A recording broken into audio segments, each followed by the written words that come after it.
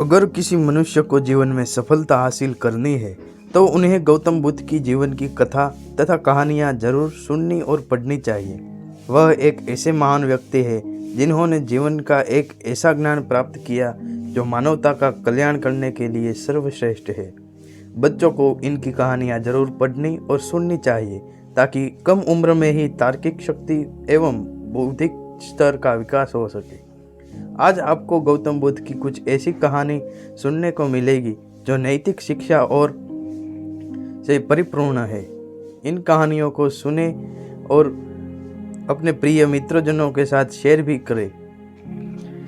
एक समय की बात है, महात्मा बुद्ध अपनी तपस्या में लीन थे। उन्हें तपस्या में बैठे हुए कई दिन बीत चुके थे। तभी एक शिकारी उस रास्ते जा रहा था।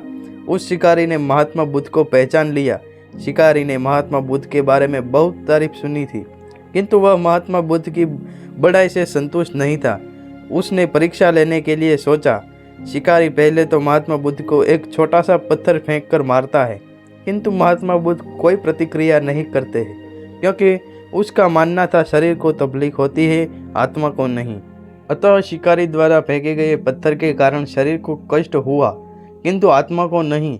शिकारी कुछ समय सोचता रहा कि महात्मा बुद्ध कुछ प्रतिक्रिया करेंगे, किंतु महात्मा बुद्ध अपनी तपस्या में लीन थे।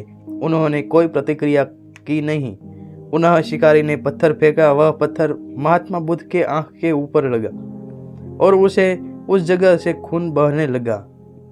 महात्मा बुद्ध को आभास हुआ कि उनके शरीर से रक्त बह रही है, किंतु वह फिर भी अपनी तपस्या में नहीं उठे। शिकारी को गुस्सा आया और उसने पुनः एक पत्थर मारा और महात्मा बुद्ध की ओर फेंका।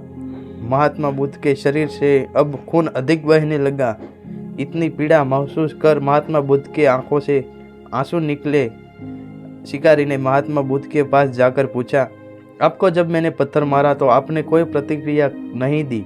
महात्मा बुद्ध ने बड़ी ही सरलता के साथ कहा, क्योंकि इससे मेरे शरीर को कष्ट हुआ है, मेरे मन मस्तिष्क को नहीं। शिकारी ने अचंभित रह गया। उसने पूछा, फिर आपके आंखों में से आंसू क्यों बहने लगे?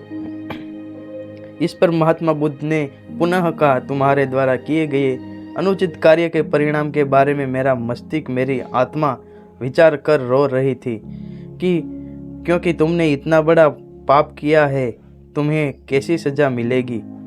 बुद्ध की बातें सुनकर शिकारी महात्मा बुद्ध के चरणों में नतमस्तक हुआ। उसने क्षमा याचना की। महात्मा बुद्ध क्षमाशील व्यक्ति थे। उन्होंने तुरंत ही शिकारी को क्षमा कर दिया और अपने दोनों हाथों से आशीर्वाद दिया।